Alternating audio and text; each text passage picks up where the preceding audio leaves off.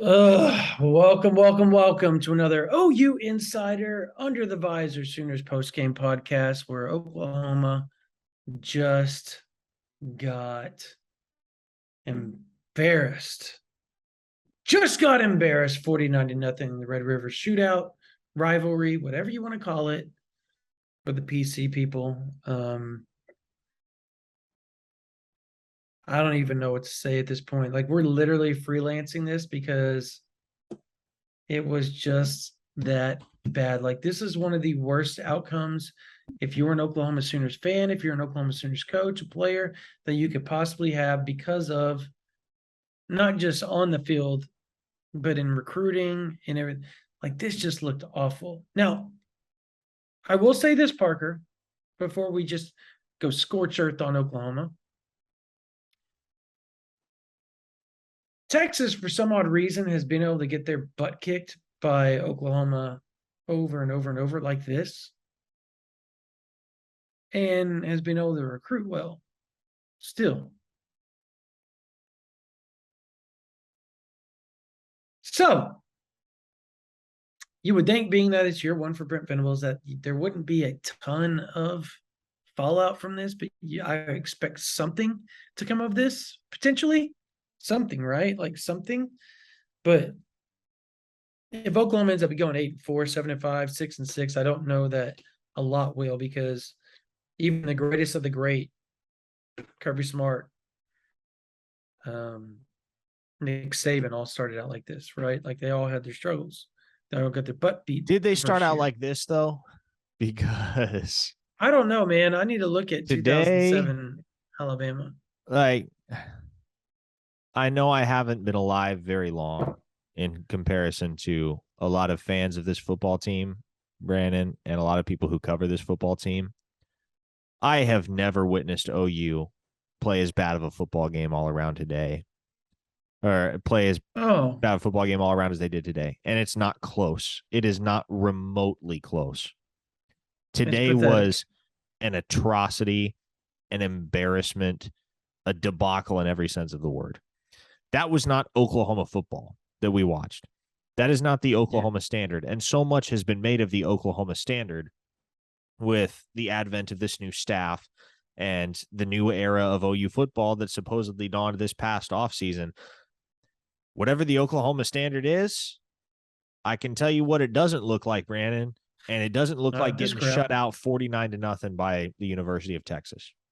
And a couple things here. One, 2 weeks ago, we sat here and said, well, it can't get any worse, right?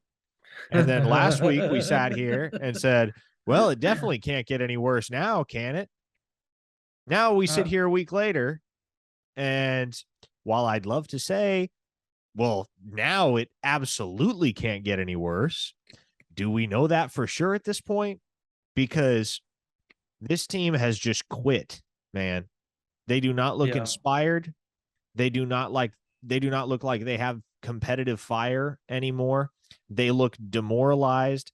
They look downtrodden. They did not play competitive football today for a second. No. And now you legitimately have to worry, and we talked about it leading up to this game. If Oklahoma ends up losing, you got to start having the conversation about this season tail spinning out of control. Well, we're there, Brandon, and they didn't just lose the game. They got shellacked. They've now lost 3 straight for the first time since before I was born. And they've been shut out for the first time since before I was born. This was a historically bad loss today.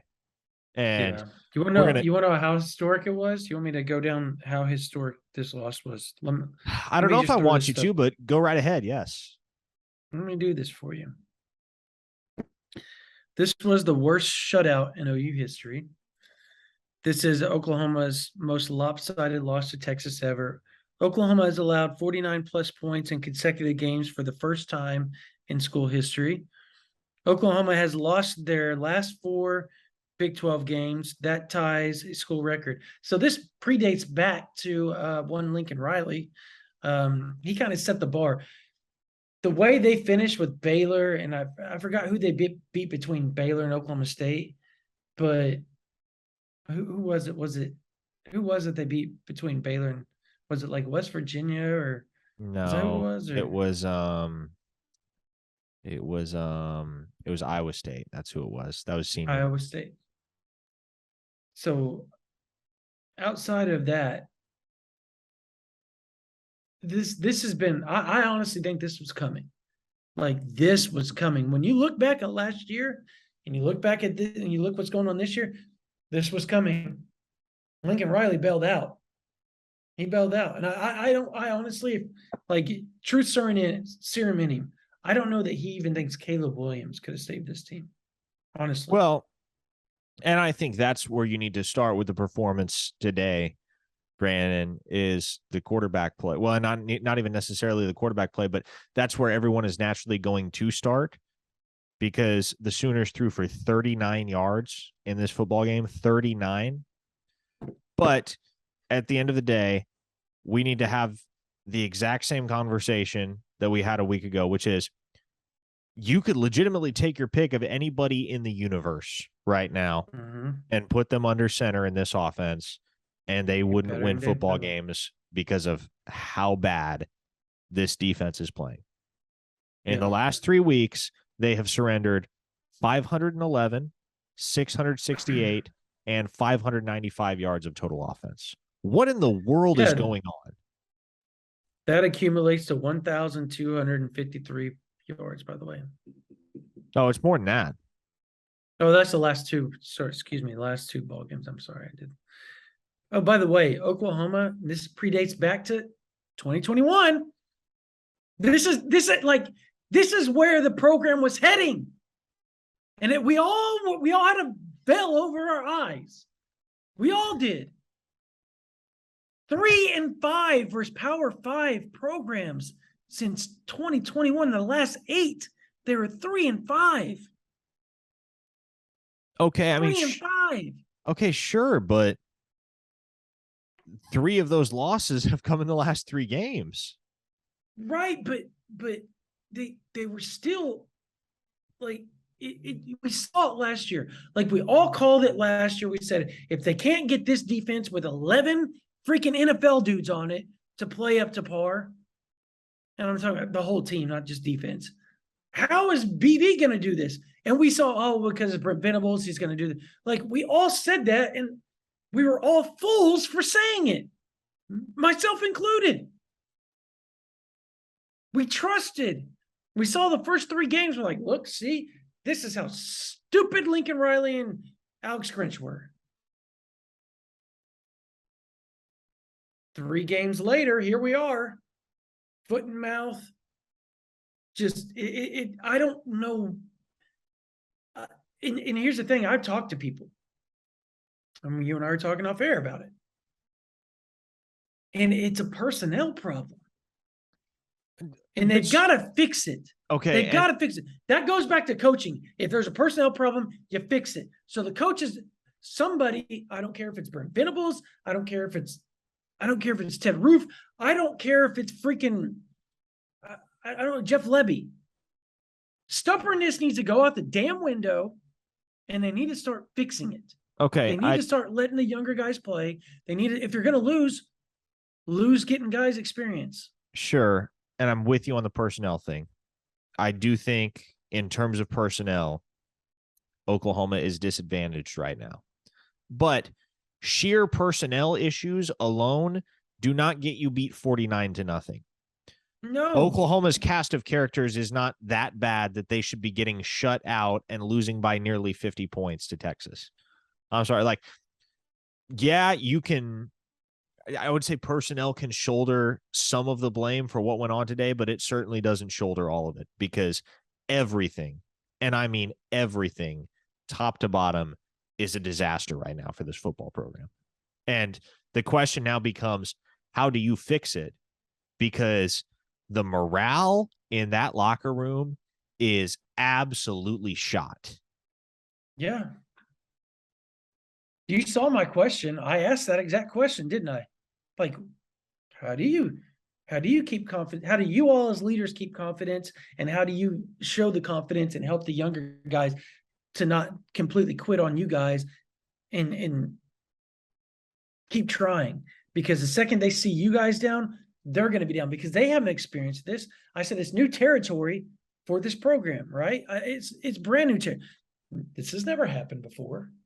This has never happened, at least, excuse me, it has happened before. It happened for 4 years in the 90s, and that's it. That's it. Nothing like this outside of those 4 years has ever happened before. And I don't think this is going to be a jump. Look, folks, everybody wants to say, oh, this is as bad as a Blake area. It's not. It's not. That was like consecutive years of just crap. Just crap. And I'll say this. We say the personnel's not all the blame. That's fine. It's a lot to blame here. And it's not because the talent's not there. The talent is there. The issue is IQ. Like I've said this for the last 2 weeks. The IQ of this football team is just like sometimes I feel like there's like rocks rattling in there sometimes. Like the perfect, I'm not going to name the player, but everybody can go back and look. Okay. This is how dumb this has gotten for some on the team. You call a fair catch, right? On a kickoff. Yep, that happened. Okay. Okay, it did. And then you try to catch it like you're an NFL player going out of bounds with 2 feet in. The ball is hovering out of bounds, and you still catch it. So you've gained possession in bounds. You fall out of bounds. Yeah, you fair caught it. That's great. Move to the 20-yard line. What happens if they don't? That's 15 yards more if you just let it go out of bounds. Like, there's stupidity. And I know that doesn't have anything to do with like the wins or the losses, but those little things, Parker, add up. They add up. And that's where you get this 49-0 bull crap. Stupidity. You got players, like how many times did Quinn Ewers miss just wide open dudes on the backside? It happened a lot. It did. And people that are watching television don't even notice it. We saw it because we were there. And I mean, it was crazy. Like they went to at one point they were running a 3-2-6, folks. 3-2-6. 3 safeties. 3 safeties. So if Justin Broyles in there, they even moved DJ Graham back to safety at one point. And that's the play I'm talking about. They run a crossing pattern, and it's like a post cross, whatever. It's a rounded out pattern more than anything. And everybody runs with that receiver, leaving another dude wide open. Yeah. And everybody turns and looks over at DJ Graham like, why are you over here by us? You're supposed to be backside regardless. He's like, and they're literally arguing with each other in the middle of the field. Did you see that? Yes, I did. Yeah, Trey Morrison and David Agwebu and DJ Woody Washington were just ripping into DJ Graham. And that's not the only time. Like Woody Washington ripped in about 10 different people in pass coverages. Like that guy is a good safety. If him and Billy Bowman are back there, I think you're in good hands, Oklahoma fans. Woody Washington is just he's just a good defensive back. If you had 4 of Woody Washington on the back end, you'd be fine. His run fits kind of suck sometimes today, but that's because he's not used to doing those type of things. Give him a week or two and he'll have this thing figured out. But the problem is they don't have a lot of Billy Bowmans and Woody Washingtons back there. That's it. So you just took from the cornerback position, and that's all you did. And that room's struggling just as much as safety. I don't know, man. Like we're just sitting here like going round and round. And I'm sorry, I have to say one more thing. Offensively, WTF. Yeah, can we get into that? Can we start discussing that in great detail? Because what the hell was that? It makes 1 foot in, 1 foot out, as we were talking about. Yeah. Like, it makes if you're no rational sense. Go all in, but you didn't. You kept putting Bevel back there. In between the 20-yard lines, the 20 and the 20, both sides of the ball, they were moving the ball great with the Wildcat. You got to the 20-damn-yard line, like, time to put Davis Bevel back there and pass the ball. What? Why? Listen, or try to run a zone read with freaking cement feet. Listen, Davis Bevel doesn't need to touch the field the remainder of the season at Oklahoma. He does not. Amen. He Amen. should not. And sorry, bud, but you don't. no, and you know how I know that? It's not because he played bad today. I'm not saying that because he played bad today, even though he played very poorly. I'm saying that because it's glaringly evident after today that the staff doesn't trust him to throw the football. No. For the vast majority of that game, there were tight ends and running backs taking direct snaps. That's called desperation. It's not even desperation either. Because, like, here's the thing. We talked about it leading up to this football game. Desperation is you bring in Nick Evers and you let the true freshman go bombs away. You let him try and take a blowtorch to that Texas secondary because you have no better alternative. That's desperation. What we saw today was willful stagnance.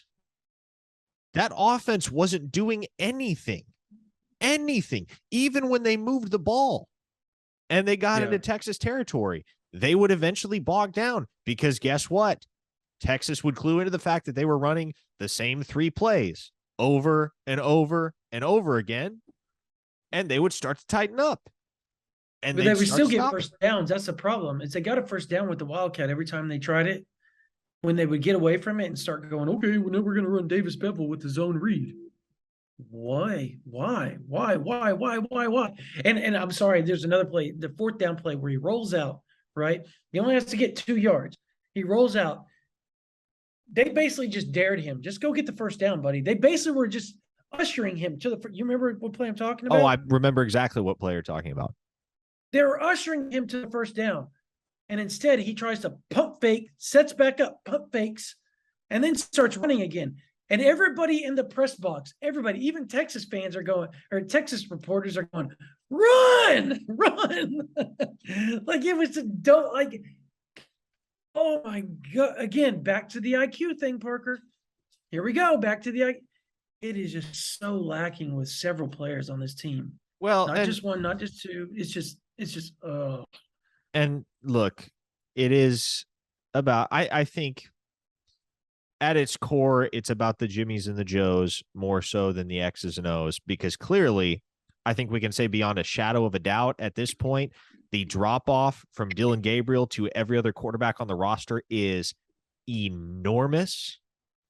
But everybody around them is still talented, dude. Yes, that's the problem. Yes, well, and that's what I'm getting at here is how on earth can you come out of the locker room at halftime down 28-0 and keep doing the exact same crap offensively that hasn't worked for the first 30 minutes of the game? And that's where I got mad. That's where I got really mad is I was like, dude, okay. They weren't playing to win the football game at that point. I don't care how they try to spin it. They weren't playing to win the football game. So the Wildcat worked in the first half because Texas wasn't prepared for it, right? It's working. But then you would get away from it when you got to the 20-yard line, which still I've not got an answer from anybody why they did that. Why? If it's working, you keep running it. Like that's literally that is what coaches are supposed to do. If the Wildcat's working with Braden Willis or the Gray Cat is what I call the Eric Gray. I call the Willie Cat and Gray Cat. So if the Willie Cat and the Gray Cat were working, you keep using them. You don't try a damn jump pass. You don't try you don't move. Colton Bassett. We'll talk about him later. You don't move Bevel in there and start running zone reads that you were running with Braden Willis and Eric Gray. That's not what he does. That's not what he does, Parker.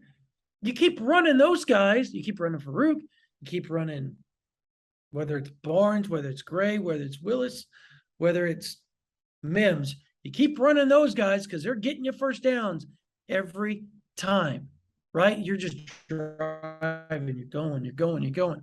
But yet you think you got to be all cute. Now that we got down there, now let's start running our offense. No, number 8's over there on the sideline, bro.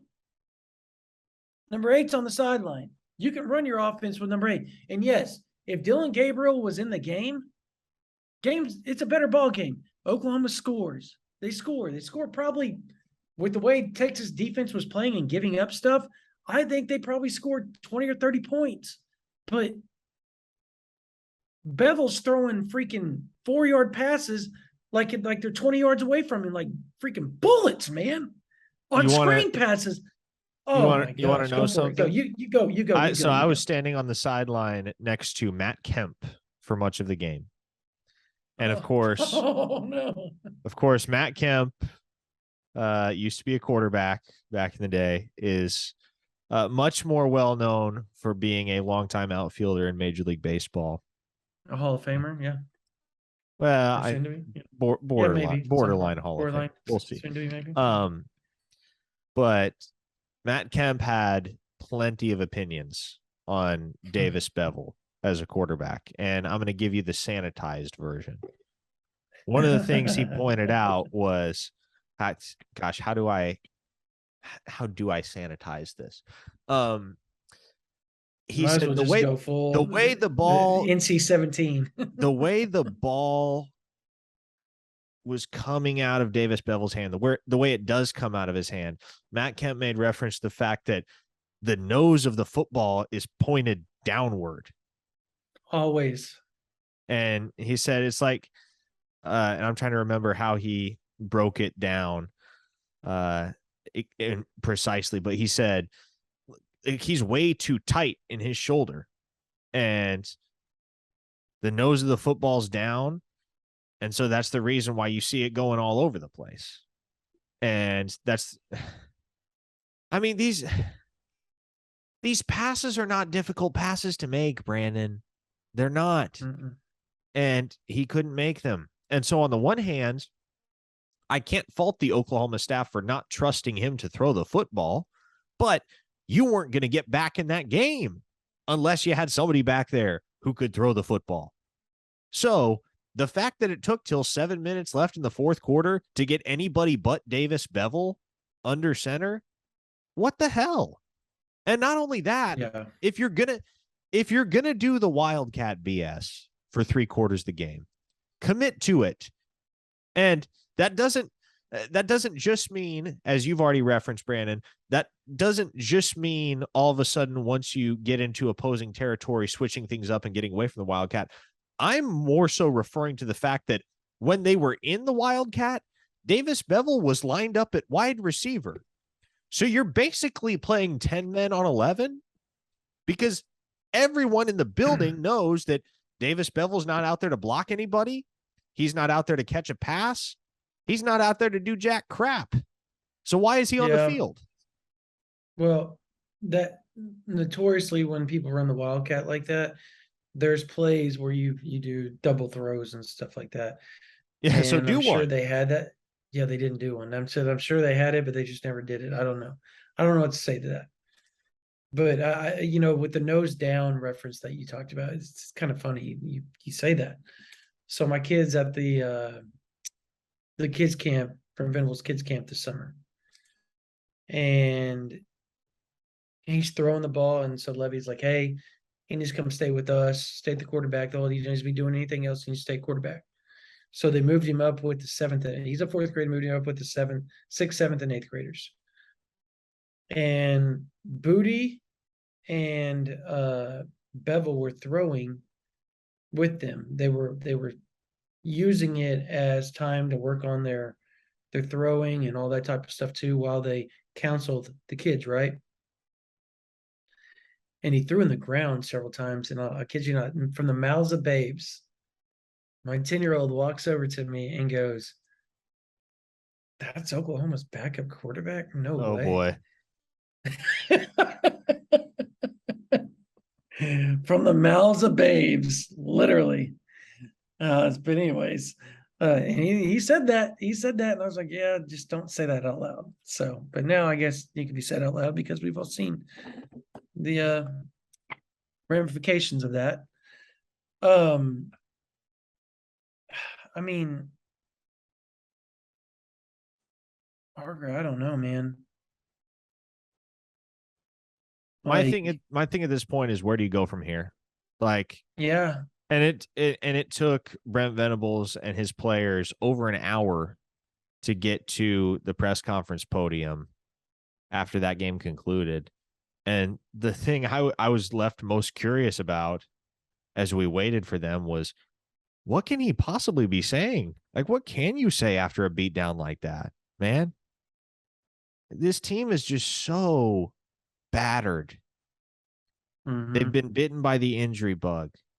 They're very conspicuously tired and worn down. They are tired and worn down. Parker, I told you this last week, remember? Yes, I we've told talked you, about remember what the this. source told me? Yes.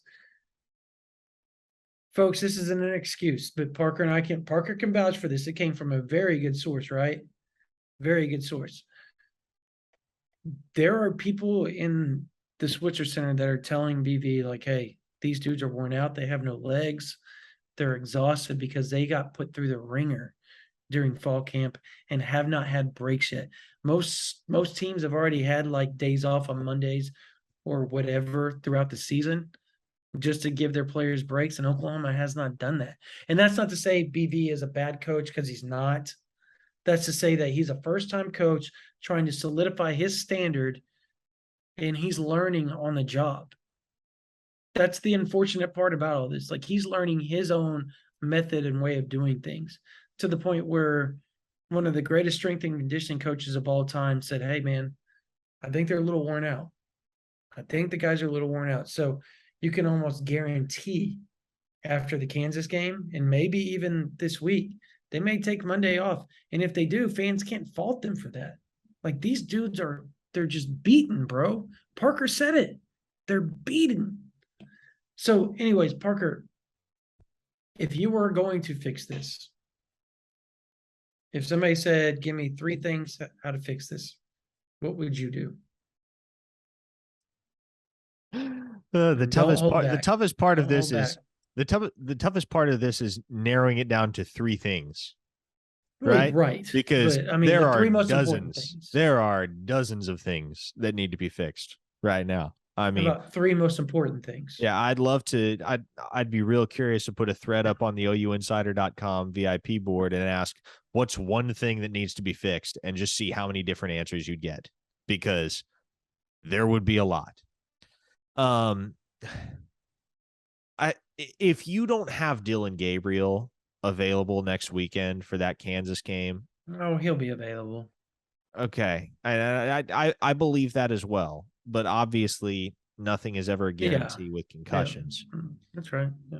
It's true. Brent Venables did say some encouraging things about the progress he's made in postgame, but you better hope Dylan Gabriel is healthy the rest of the year, because whatever that was today never needs to be replicated again for any reason whatsoever.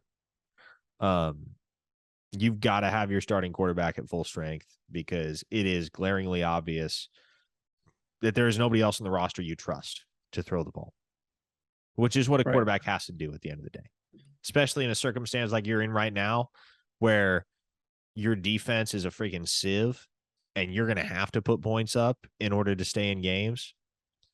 You've got to have Dylan Gabriel at full strength. You've got to have him 100%. And he looked like he could have played today, the way he was going through warmups, the way the ball was coming out of his hand.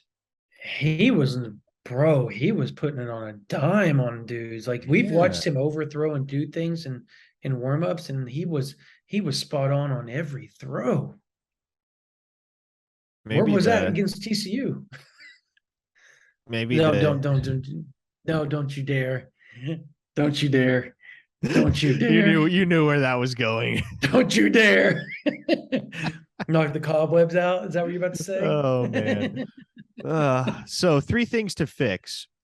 How about start up front with the pass rush? 0 sacks now over the course of the last 3 games. I mean, they are getting no push up front. They're putting no pressure on the quarterback. And so, exactly.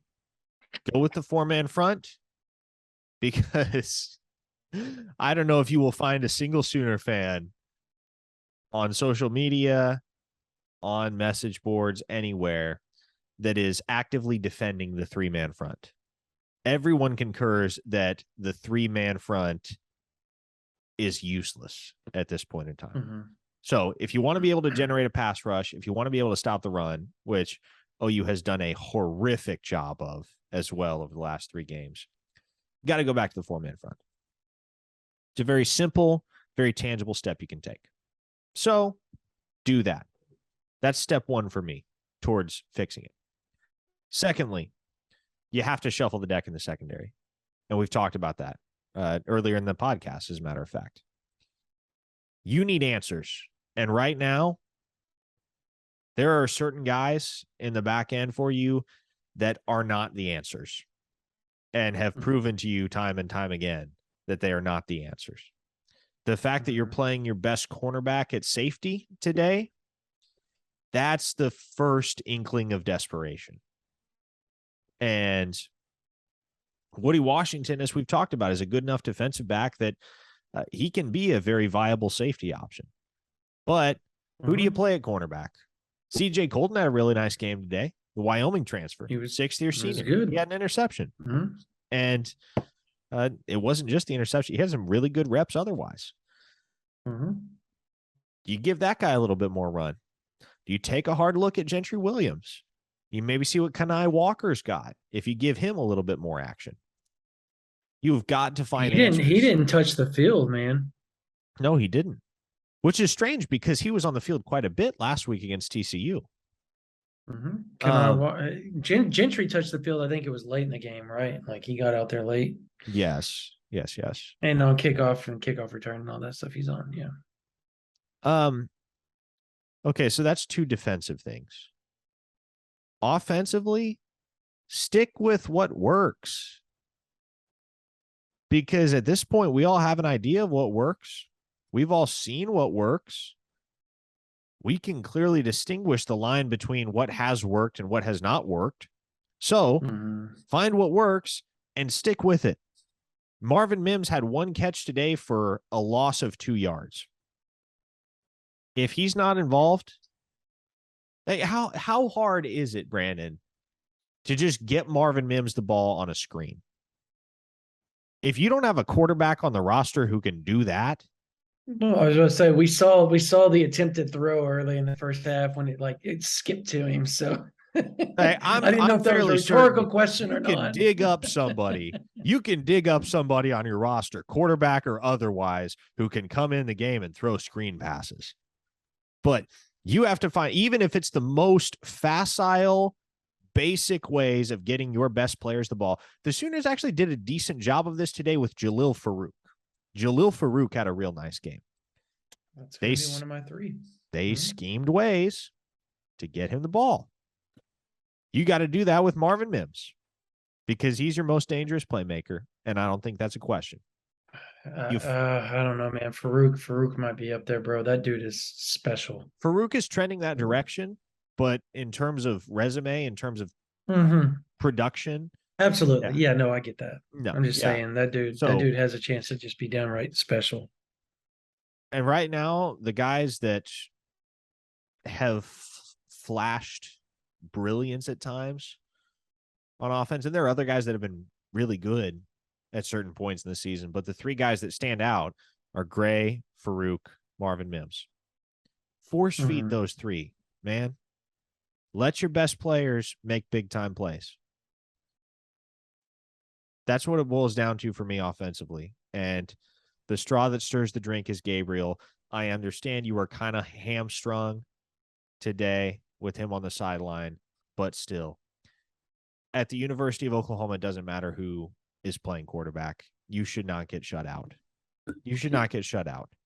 The fact that over the last quarter century, you've had the likes of Cody Thomas, for instance, start games at quarterback for the University of Oklahoma.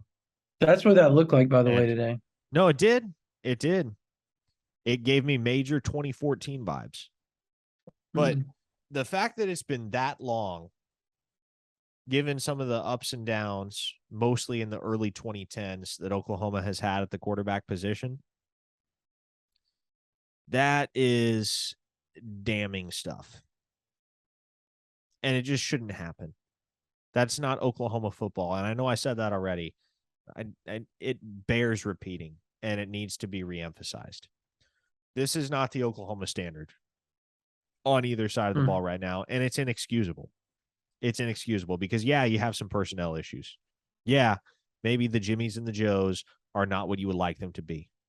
But there are several other programs right now within your own conference that are doing a whole hell of a lot more than you are with a whole hell of a lot less in terms of personnel and in terms of talent.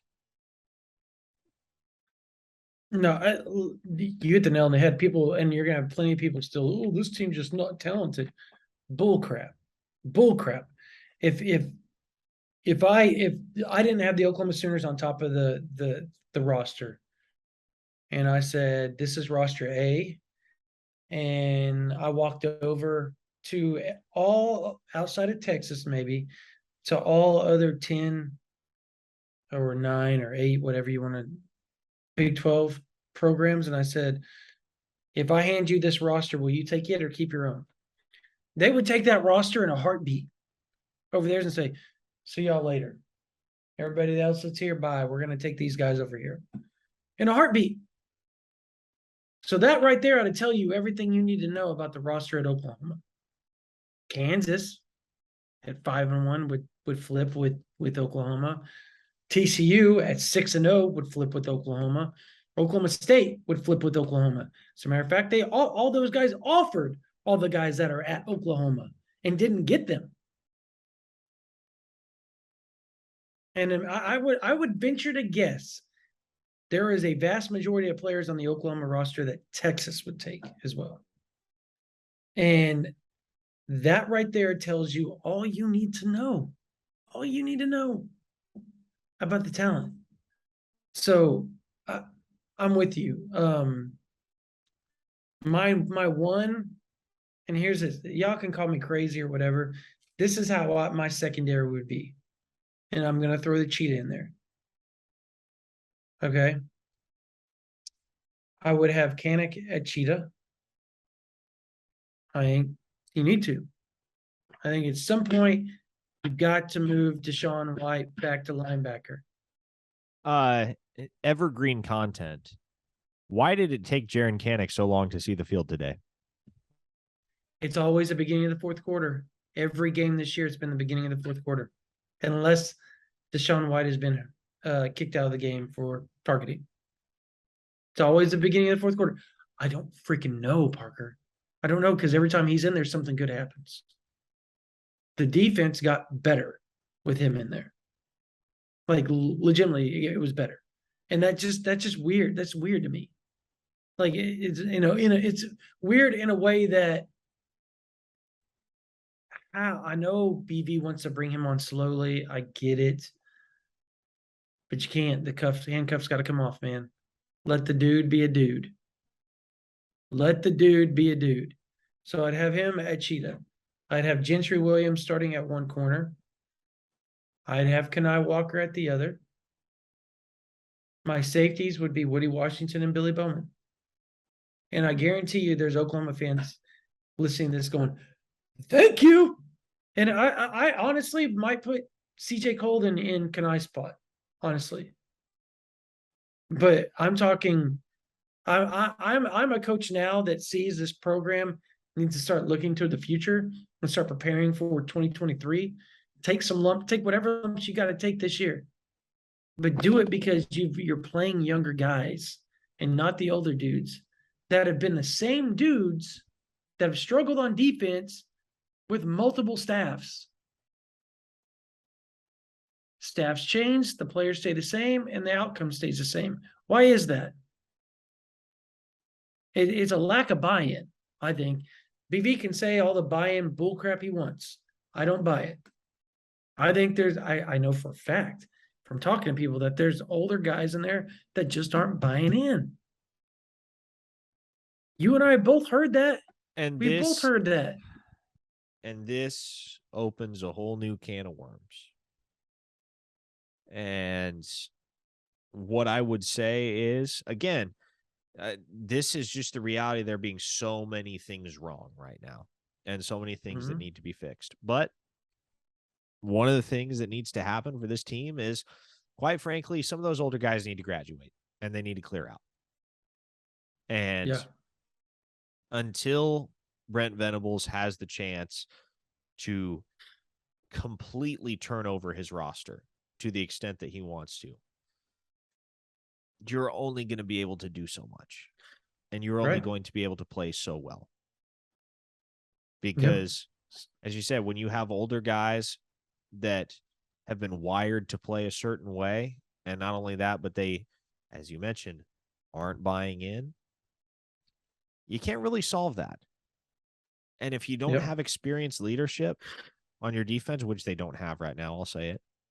No, they Um, don't. That's the experience if has been the issue all season. if you But don't yeah, have go that, ahead. then you're screwed. Hmm. And right now, the Sooners seem pretty dang screwed. That's putting it very politely and PG. Number two for me would be obviously this is with Dylan Gabriel in the lineup, and not with him in the lineup if you can find a quarterback that's able-bodied enough to make these passes.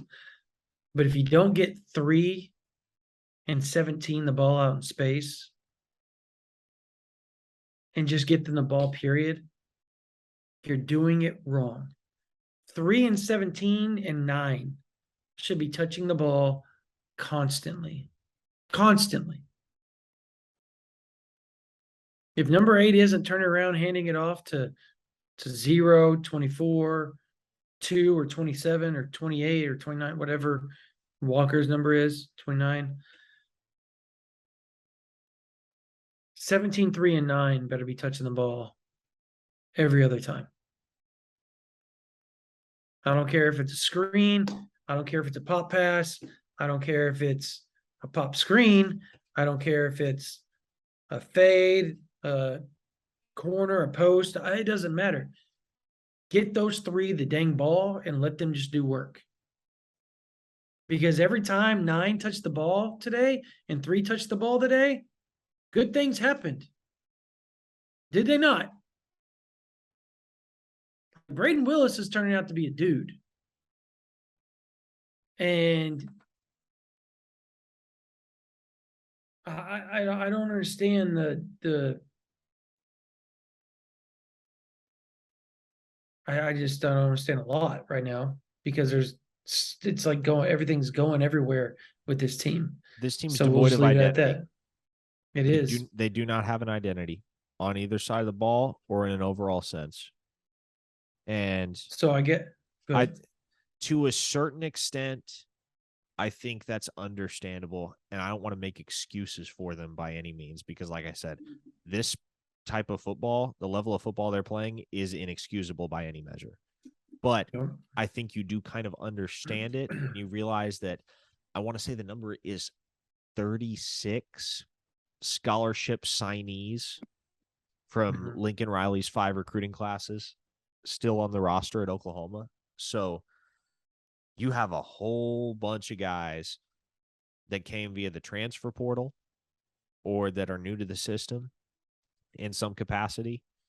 And there's just not there's not a lot of togetherness right now. And when you don't have togetherness and you don't have leadership, and I don't think it's that the Sooners don't have leadership. I just don't think they've got the type of leadership that they need.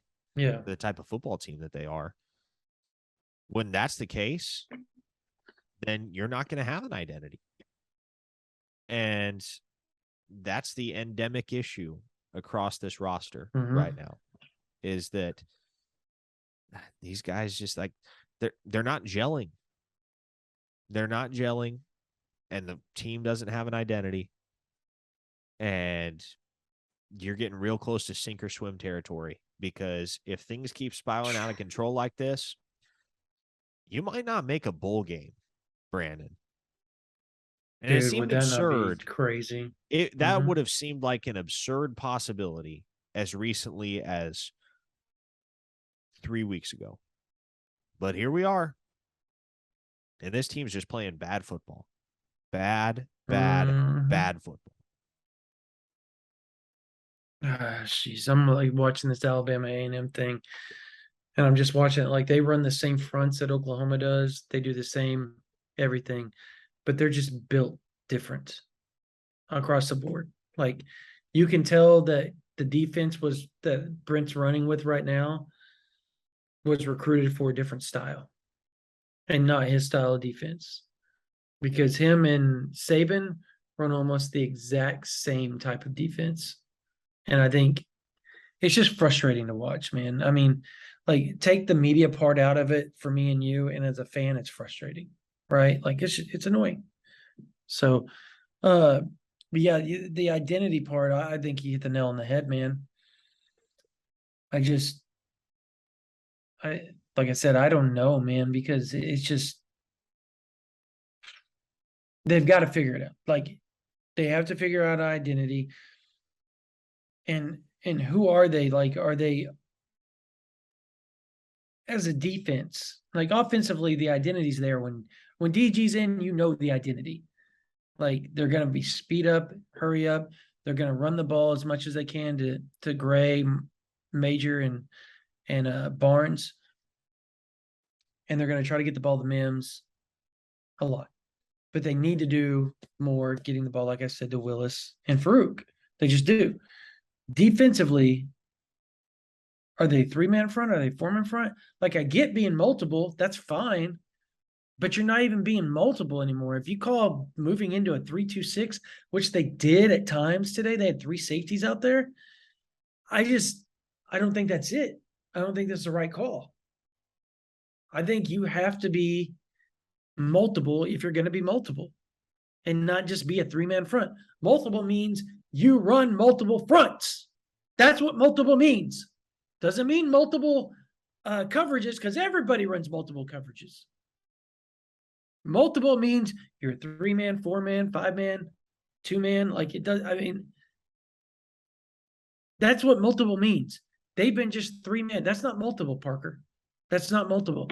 They've lost that identity. The first 3 damn games of the season, they did that.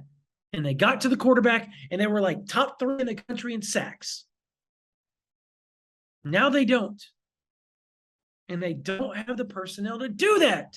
They have the talent. They don't have the personnel. Top 3 in the country in sacks. Doesn't that feel like forever ago? It feels like forever ago. It does, because I don't know what this is. So number 3, I would say, was what I was going to say. You touched on it. Get a dang identity. Figure out who you are defensively. Go to the 4-man front if you have to. 4-man front worked today. It worked today. When they went to the 4-man front, the players got better. That's all. That's it. There's obviously more things we can say that they need to do. There's a laundry list of things they need to do to get better. But those, if you do those, you're going to win more ball games if you just fix those 3 things. And it's easier said than done. I know that. So real quickly before we close out, Colton Bassett, does he decommit? Can I add one thing before we pivot Go to ahead. recruiting? Good. Because this is just something that I've observed being down there on the sideline, as I am for every one of these games. Yep. Man, this goes right hand in hand with everything we've talked about, but there's no emotion on those sidelines. There's none. There's none. It's a funeral. It's what it feels like. If there weren't crowd noise, man, you could hear a pin drop on those sidelines. It's just quiet chatter.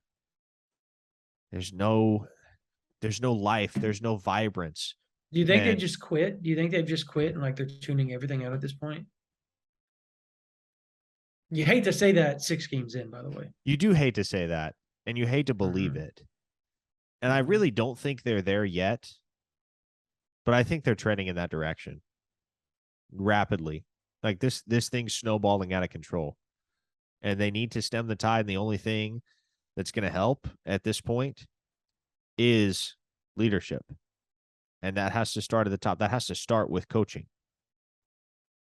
Because if the coaches aren't setting the tone and making it easy for the veterans and the more vocal individuals on that sideline to inject some life into their teammates, then you're not going to fix these issues, man. And you're going to struggle with the exact same things that have plagued you over the course of these last 3 losses. But with that, I yield recruiting. By the way, Bryce Young is not playing in this game right now. He's not. I know he started. Did he come out? He is not in there.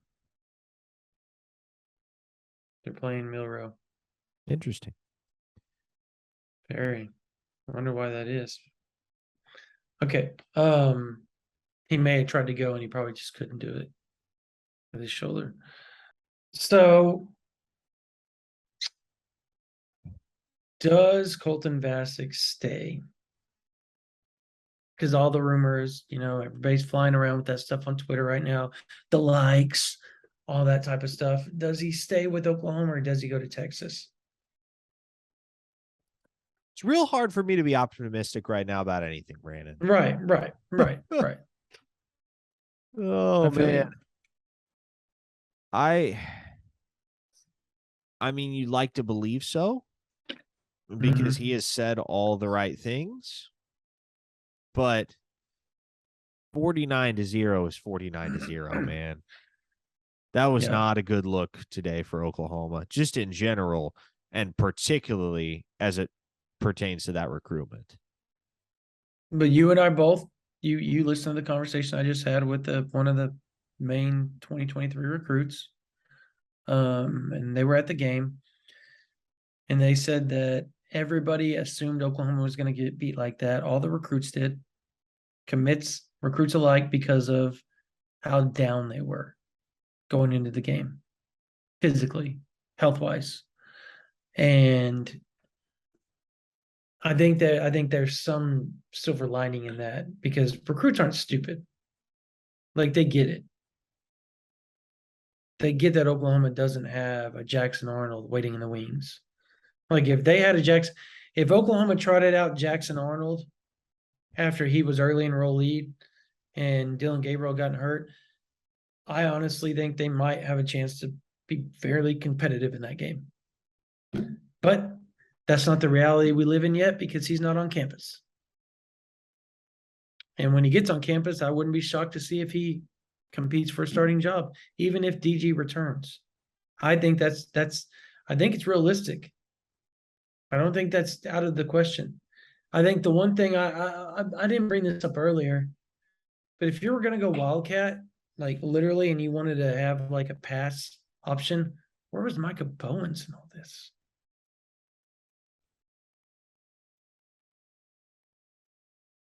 4-4 guy. It's ran the zone read all of his life, can throw. If you're going to go helter-skelter, you might as well go helter-skelter with the speed demon that can throw. Oh, man. I feel like just about anything would have been superior to whatever that was as far as their offensive game plan today. It was bad, man. Yeah. It was bad and it accomplished nothing. Oklahoma had 195 total yards of offense. Yeah, pathetic. All right. So real quickly before we close this out, back to the recruiting real quick. That was just a random thought in my head, by the way. We totally went in this, folks, with no script because we were going to be like Oklahoma. They're not going to script the game. We're not going to script the podcast. And there was no reason to script because everybody knew what we were going to talk about, how crappy the game was. But if I gave you over under 2 decommits in this class before National Signing Day, you taking the over or the under? I'll take the under. Am I being too optimistic? Maybe. No, I don't think you are. I think everybody knows. You just heard it. They all know that BB doesn't have his dudes. And they've all said that to you and me before. He doesn't have his guys yet. They could lose one. We're his guys. They could lose one. They could maybe lose 2. You're not going to see a mass exodus because here's the thing. Oklahoma is far from the only program that is struggling right now. Hey, take, for example, Michigan State, the school that's got a commitment from the 4-star edge rusher right up the road. They're 2-4 right now. Yep. Right. So it's not as if Oklahoma's on struggle island by themselves. Right. There are other Right. teams that recruit at a high level that are experiencing similar difficulties in terms of winning football games. What Miami, generally North contributes, Carolina. what generally contributes to a mass exodus is the loss of a coach or coaches.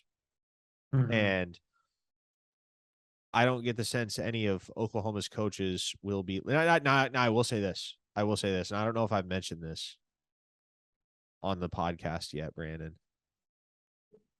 You remember when James Gallagly was president at the University of Oklahoma for a year? What did he come in to do? Didn't he come in to kind of reset everything? He was basically a fall guy. Yeah. He had enough money that he didn't have to care about his reputation. He came in, did all the dirty work to make sure that the university was back to budgetary viability, and then was done after a year. Is that Ted Roof? Is Ted Roof James Gallagly? Is he the guy I don't know. Is he the guy that's going to be Brent Venables' fall guy?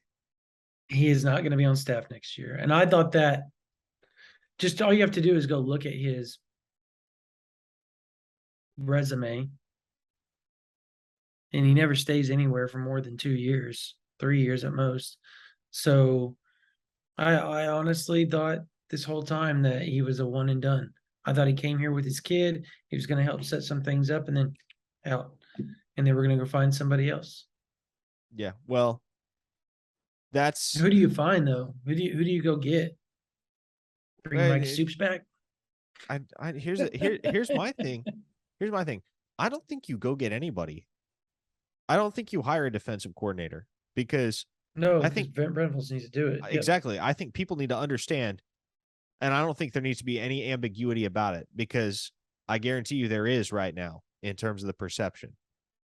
There are people, and this is a conversation that will already be, or if it's not already being had on the internet, it'll be had before long. Is this Brent Venables' defense or is this Ted Roof's? Now, I think you're totally talking about what we talked about off before we started this podcast. I'm not going there with that. Y'all can take that for what you will. But wait, did we talk about this? You not remember? No. If this was, and I said he doesn't want his name stamped on this. Okay, yeah, I'm tracking. Okay. I think Ted Roof probably becomes the fall guy at the end of the season. You cut bait with him, it appeases the fans, makes them feel as though meaningful change has happened. But what position do you hire back? Now you've got a linebackers coach. Open. You hire a linebackers coach. But Brent Venables is a linebacker coach. I understand that. But what I'm saying is Brent Venables needs to be the one calling the shots on defense because I think people need to understand without a shadow of a doubt, this is Brent Venables' defense. If this thing goes up in flames, Brent Venables is the one that's held accountable.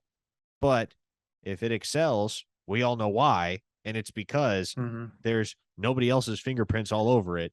It is strictly a Brent Venables special. So and right now it's Ted Roof special. I mean, folks, it is like Brent Venables, the first few games was calling a lot of the plays, and then he took a step back and correlation is not necessarily equal causation, but yeah, he took a step back and he's letting guys do their jobs because he has to manage both sides of the ball. He's trying to find his place as a head coach.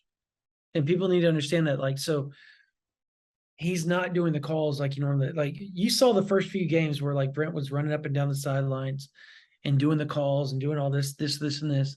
And that stopped. It just stopped.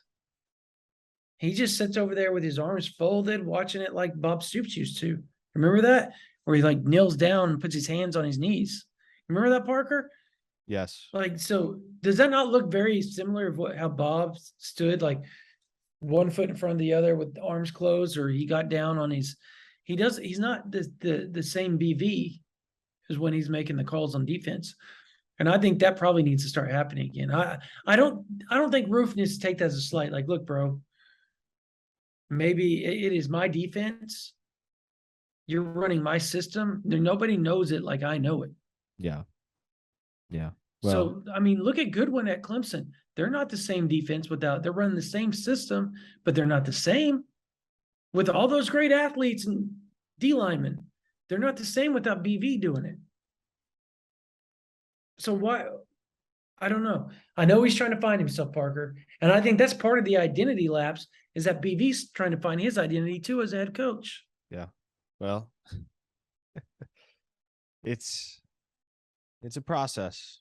And it's a process that quite conspicuously is a long way from being complete. And there are more growing pains on the way. It's what it seems like. Yeah. Does DG's back? If he's back, well, okay. If he's back next week, does Oklahoma beat Kansas? Real quick. You can change your mind on the next podcast. I don't care. Whatever. This is just off the cuff question before we close this podcast out. If DG's back, I think they win the game. Yes. I agree. If DG's not back, no, I do not think they win the game. I agree with that too. I think things are about to get flipped on its edge. I don't know. I've just been talking to people like last week was just like, okay, we're going to get this thing fixed. That was bad, but everybody got injured. There was like an excuse to like lean on. This week, they were just, I think this was needed. They're so embarrassed. I talked to several people around the program. And yeah, it's almost dejection / pissed off / if we don't fix this problem quick, heads are going to be rolling, is what I was told. So, all right.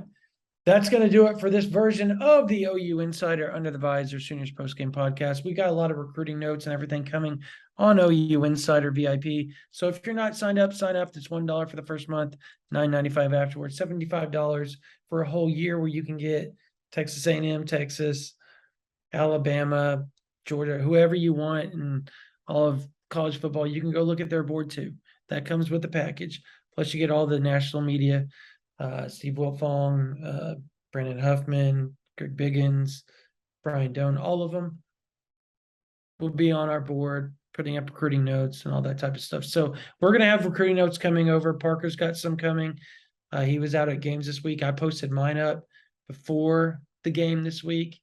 But I mean, we're going to have a lot of news, team information, all that stuff for you. So if you're not signed up, sign up. If you don't want to, you're missing out on a lot of good behind the scenes information one way or the other. So hope to see you there. If you're not also listening on this on the YouTube or watching YouTube, subscribe, because we've got a lot of content coming. And also, if you can give us a like button, give us 5 stars on whatever platform you listen to this podcast, we would love it. But thank you guys, Sooner fans. I know you guys are struggling. We know, Parker knows, I know, like, we get it. We're with you. We're one with the fans. We've asked the tough questions. We got some answers today. Are they good enough? Probably not, but we're trying. It doesn't change the outcome, but we're with you. We feel for you all.